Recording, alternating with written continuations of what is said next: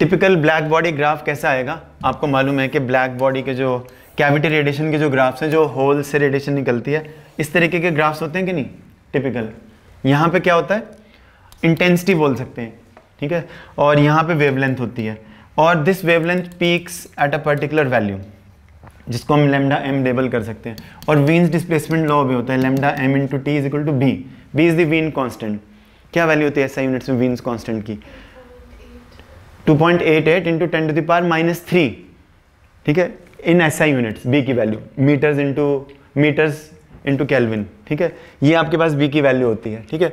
इनमें दी भी हुई है, ठीक है, ये नैनोमीटर्स में दी हुई है ना, तो उससे घबराना मत आप। 2.88 इंटू 10 टू द पावर 6 है ना, तो 10 to the power -9 metres into kelvin, तो ये वही बन जाएगा 2.88 into 10 to the power -3 metres into kelvin, ठीक है। तो कई बार ये दी नहीं होती है, ठीक है, वैल्यूज यहाँ नैनोमीटर्स में दी हुई है। अब इनमें क्या दिया हुआ है देखो, अब ब्लैक बॉडी का टेम्परेचर है 2880 केल्विन, ठीक है। The energy of the radiation emitted by this object with wavelength between, तो ये कह रहे हैं कि इस वेवलेंथ इंटरवल में, ये पहला वेवलेंथ इंटरवल है डी लैम्डा 1, ठीक है, 499 नैनोमीटर्स से लेकर और 500 नैनोमीटर्स, ठीक है। तो ये कह रहे हैं कि इसकी वेवलेंथ, इसके साथ जो जुड़ी हुई एनर्जी है, इस वेवलेंथ इंटरवल के साथ जुड़ी हुई एनर्जी है, वो U1 है।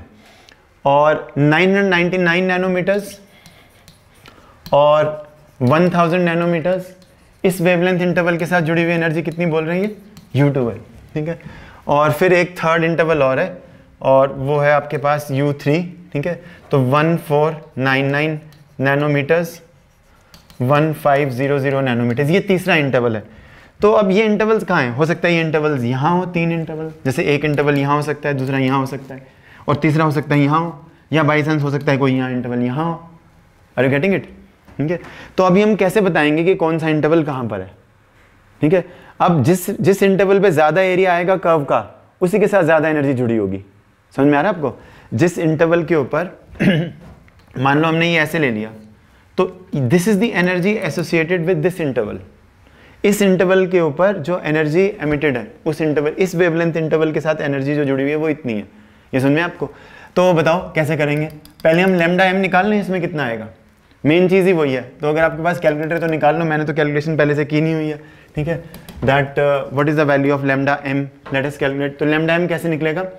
टेम्परेचर आपको दिया है ना, ये केल्विन्स में होना चाहिए, अगर सेल्सियस में है भी तो आप इसको चेंज कर लेना। तो 2.88 इंटू 10 की पावर -3 ओवर 2880। तो इन्होंने तो बहुत इजी वैल्यू दी है ना कैलकुलेशन के लिए आपको। तो ये कितना आ जाएगा? 2880। अगर मैं इसको 2880 बनाता हूँ तो मुझे यहाँ पे क्या करना पड़ेगा? -6 करना पड़ेगा तभी बनेगा। और यहाँ पे भी 2880 हो जाएगा फिर, और नीचे के पास आ जाएगा 10 टू द पावर -6 मीटर्स। नहीं, ये पीक वैल्यू है, मतलब पीक यहाँ पे कर रहा है। ठीक है। इसको आपने कर दिया 1000 अपॉन 1000, तो ये तो नैनो हो गया।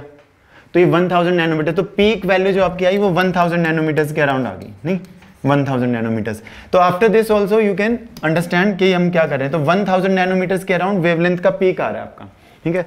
तो पीक आ रहा है, इसका मतलब अब इनमें से कौन सा आएगा?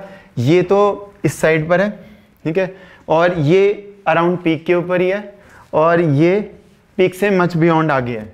तो इनके बारे में तो जजमेंट करना थोड़ा मुश्किल हो सकता था, क्योंकि ये इस तरफ लाई करता है। ऐसा भी हो सकता था कि इस इंटरवल और इस इंटरवल का एरिया लगभग सेम आ जाता। लेकिन इसके बारे में तो मैं कोई डाउट ही नहीं है ना कि जो आपका U2 है, U2 has to be more, तो D पार्ट आ जाएगा, U2 will be more than U1। ठीक है, ठीक है।